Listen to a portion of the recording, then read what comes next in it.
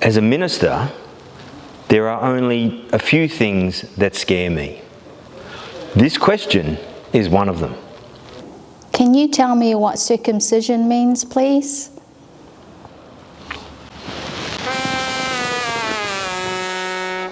So there are two things. What is it, and why are we talking about it in the first place? What is circumcision? There's no simple way to put this.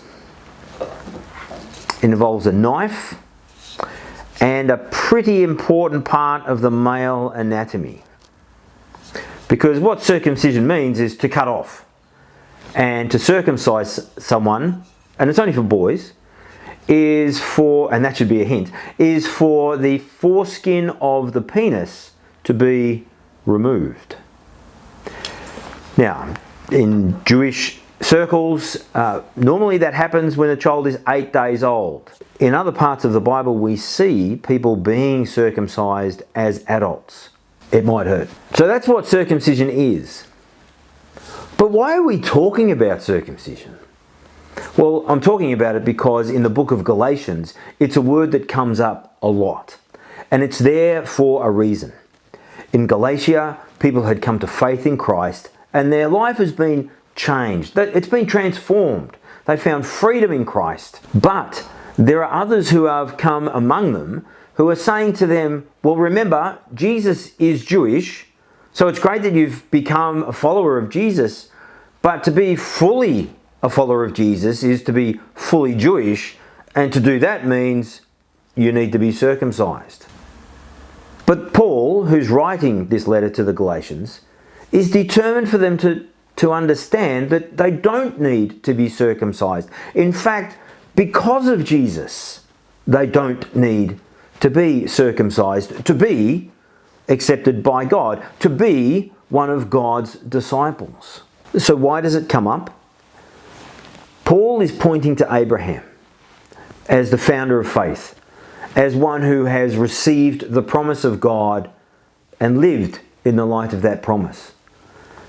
But interestingly, those who are calling for circumcision are also looking back to Abraham, because of a conversation that God had with Abraham, which is recorded for us in Genesis chapter 17. Here's a little bit of it. This is God speaking to Abraham. As for you, you must keep my covenant, you and your descendants after you, for the generations to come. This is my covenant with you and your descendants after you, the covenant you are to keep. Every male among you shall be circumcised. You are to undergo circumcision, and it will be the sign of the covenant between me and you. For the generations to come, every male among you who is 8 days old must be circumcised, including those born in your household or bought with money from a foreigner, those who are not your offspring. Now, there's some glorious things here about God's gracious covenant, that it's not just for Abraham, but it is for his descendants. And in fact, it's not just for his descendants, it's for those who are brought into his household. There's some beautiful symbolism there.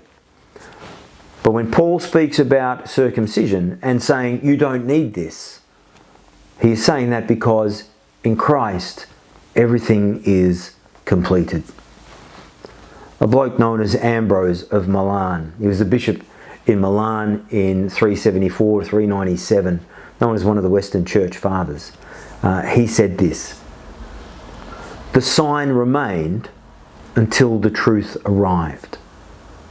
Isn't that interesting? The sign remained until the truth arrived. And he's looking at the circumcision as the sign and the arrival of Jesus as the truth.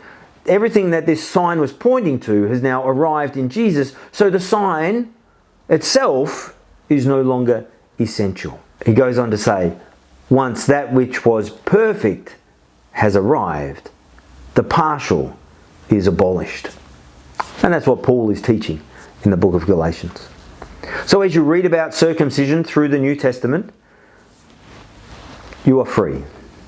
You are freed from that expectation because and only because of Jesus. Which leads us to the concept of grace. But for that, you'll need to watch this video.